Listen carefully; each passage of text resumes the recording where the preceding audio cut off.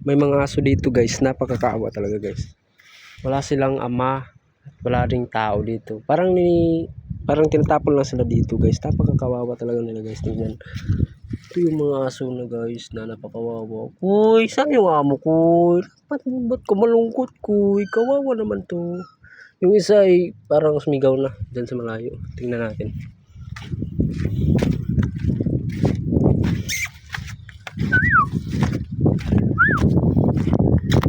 Uy!